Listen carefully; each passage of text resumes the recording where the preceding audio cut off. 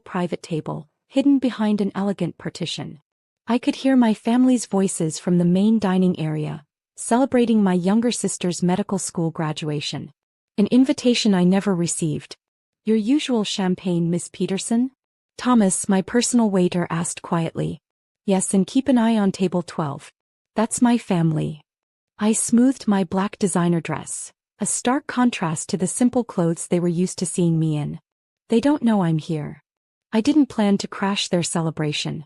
But after buying La Maison d'Or 6 months ago, I made it a habit to personally oversee the restaurant during peak hours. Thursday nights were usually quiet until I saw my family's name in the reservation book. 5 years ago, I walked away from my family's expectations.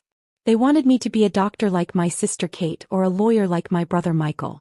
Instead, I chose hospitality management, a decision that made me a pariah at family gatherings. What do you mean you want to work in restaurants? Mom had screamed. We didn't pay for your business degree so you could become a waitress. They never understood that I saw beyond just serving food. I saw an empire waiting to be built. From my hidden spot, I could hear their conversation clearly. To Kate. Dad's voice boomed, following in her father's footsteps. Unlike some people. Robert. Mom's voice carried that familiar disappointed tone. Let's not discuss Alexandra tonight. This is Kate's evening. My hand tightened around the champagne flute. 5 years of hard work building my restaurant group from one failing diner to 30 upscale establishments across the country, and they still thought I was a failure. Did you hear about her latest venture? Michael chimed in. She's managing some small cafe downtown. Thompson told me at the club. I smiled. That small cafe was actually a test kitchen for my newest restaurant concept, one that had already attracted interest from investors worldwide. The sommelier approached my table looking nervous. Miss Peterson, we have a situation. Your father's party is complaining about the wine selection. What's wrong with it? Mr. Peterson is insisting on a 1982 Bordeaux we don't have in stock. He's becoming quite vocal. I could hear Dad's rising voice. This is ridiculous. I've been coming here for 20 years. The old owner always kept it for me. Let me handle it, I said, standing up. It was time anyway. The restaurant's executive team would be arriving soon for our monthly meeting. As I approached their table, Mom saw me first. Her face went through several expressions. Surprise, embarrassment, and finally, contempt. Alexandra, she said coldly, this is a private family celebration. You don't belong here. Actually, I started, but was interrupted by the arrival of George Hamilton, Dad's company director, and several other executives I recognized from Peterson Medical Group. Miss Peterson, George exclaimed warmly. I didn't know you'd be here tonight. I hope everything is to your satisfaction. Your staff has been exceptional as always. Dad's wine glass stopped halfway to his mouth. Your staff. Oh, George looked confused, glancing between me and my family. I thought they knew. After all, La Maison d'Or is the crown jewel of your restaurant group, isn't it?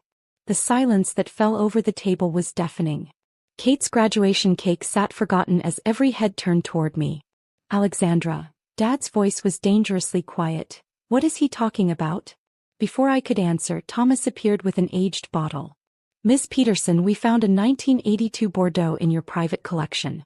Would you like us to serve it? Mom's face had gone pale. Michael was frantically Googling on his phone. Dad looked like he'd seen a ghost.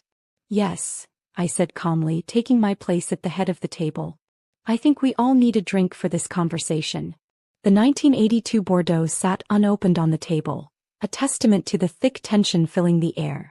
George Hamilton and his executives had tactfully moved to another table, leaving my family to process their shocking discovery. I don't understand, Dad finally broke the silence. You own La Maison d'Or? That's impossible. This restaurant is worth 12 million, I finished for him. Plus another 3 million in wine inventory alone. And yes, I bought it 6 months ago. Michael's phone clattered onto his plate. Holy shit, Alex. Peterson Restaurant Group. That's you? The company that's been buying up all the premium restaurants in the city. Not just the city, I corrected him. We have locations in New York, Los Angeles, Chicago, and we're expanding to London next month. Mom's perfectly manicured hands trembled as she reached for her water glass. But you work at that little cafe. The Innovation Kitchen? I smiled. That's our test facility where we develop new restaurant concepts. We've got a 3-year waiting list of investors wanting to partner with us. 3 years ago, Kate spoke up, when you missed my white coat ceremony. I was in Paris, acquiring our first international location. I gestured around the elegant dining room. Where do you think these chandeliers came from? Dad's face had turned an interesting shade of red. Why didn't you tell us? Tell you. I laughed, but there was no humor in it. Like when I tried to tell you about my business plan 5 years ago. You called it a waitress's fantasy, and threw it in the trash. The memory was still fresh. My carefully prepared presentation, market analysis, and financial projections, all dismissed without a single glance.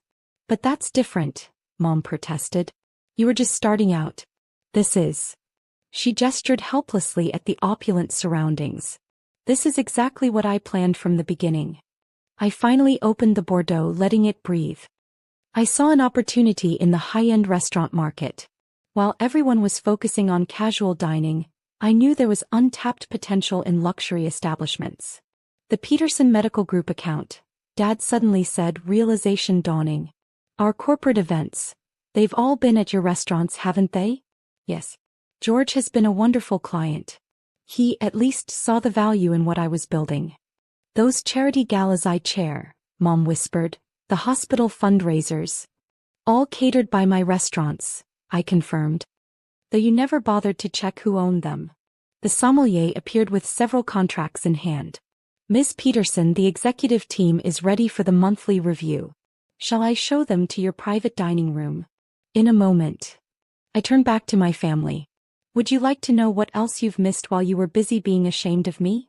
I pulled out my phone and pulled up a familiar photo, me shaking hands with the mayor at the City Business Awards. That's from last month's paper, Michael stammered. Entrepreneur of the Year. The youngest ever to win it, I added. Though I noticed none of you congratulated me. Then again, you probably didn't read past Restaurant Group in the headline. Kate, always the peacemaker, tried to salvage the situation. Alex, we didn't know. No, you didn't want to know, I corrected her. It was easier to think of me as the family failure than to accept that success doesn't always wear a white coat or carry a law degree. The executive team was visible through the restaurant's glass walls, waiting patiently in my private dining room. Among them sat 3 Michelin-starred chefs, 2 international investors, and a celebrity restaurateur who'd begged to partner with us. Yet here I sat, still feeling like that disappointed daughter from 5 years ago. Your empire, Dad said slowly, testing the words. How big is it exactly? I pulled out my tablet and slid it across the table. See for yourself. Full financial reports, acquisition history, current holdings, and future projections. Their heads clustered together, eyes widening as they scrolled through the numbers. Michael the lawyer whistled softly. Alex, you're worth more than Peterson Medical Group. 3 times more actually, I corrected. And before you ask, Dad, yes, I know your company is struggling. Your CFO approached us last month about buying your corporate headquarters building. Dad's head snapped up.